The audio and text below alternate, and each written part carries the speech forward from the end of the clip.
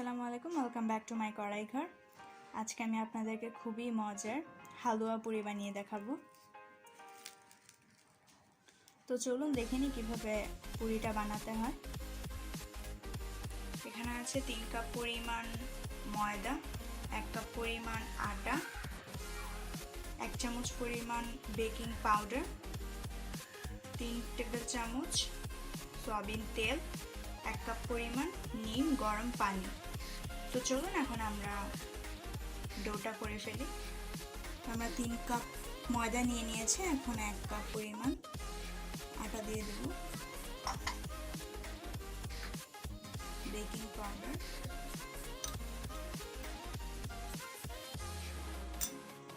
দুই টেবিল চামচ তেল এখন দিয়ে দেবো আর 1 টেবিল চামচ রেখে দেবো।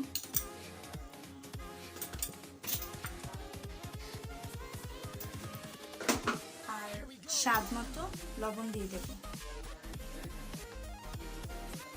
ভালোভাবে মাখিয়ে নেব। তো আমাদের ভালোভাবে মিক্সড করা শেষ হয়ে গিয়েছে, এখন আমরা আস্তে আস্তে নিম গরম পানি দিয়ে দেব।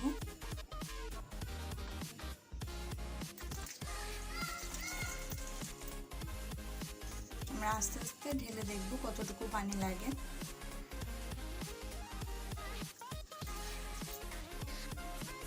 মোট 1.5 কাপ পানি লেগেছে।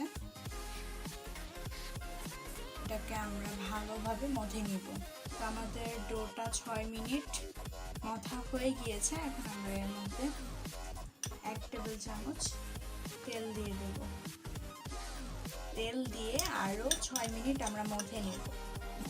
তো আমরা এটাকে ভালোভাবে মথে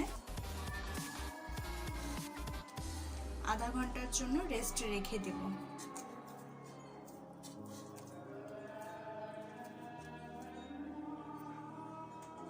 আধা ঘন্টা পর ফিরে এসেছি। এখন আমরা এটার মধ্যে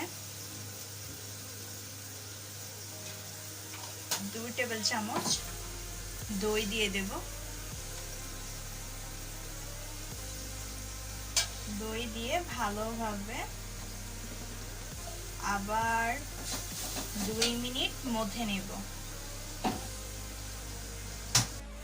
আমরা এখন জায়গাটাতে একটু তেল দিয়ে নেব।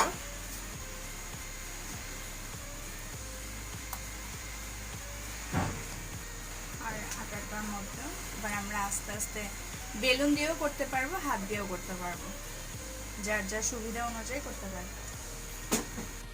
আমাদের তেলটা হালকা গরম হয়েছে, আমরা একটু গরম করে নেব।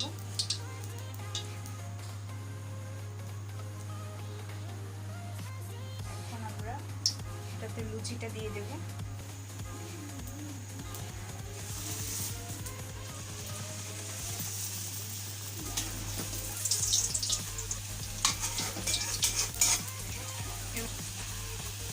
খুবই অল্প সময়ে পুরিটাকে ভাজবো। বেশি টাইম নিয়ে ভাজলে এটা হার্ড হয়ে যাবে, ক্রিস্পি হয়ে যাবে। বারবার বলছি, দেখুন একদম এরকম একটা ব্রাউন কালার আসতে হবে, তখনই আমরা উঠায় ফেলবো। তো আমার হালুয়া পুরি রেডি। পুরিটা অনেক সফট হয়েছে, দেখুন হালকা একটু ক্রিস্পি হয়েছে আর ভেতর দিয়ে একদম নরম তুলতুলে। আমার রেসিপিটা যদি ভালো লেগে থাকে তাহলে অবশ্যই সাবস্ক্রাইব করবেন, লাইক দিবেন, কমেন্ট করবেন অ্যান্ড শেয়ার করবেন।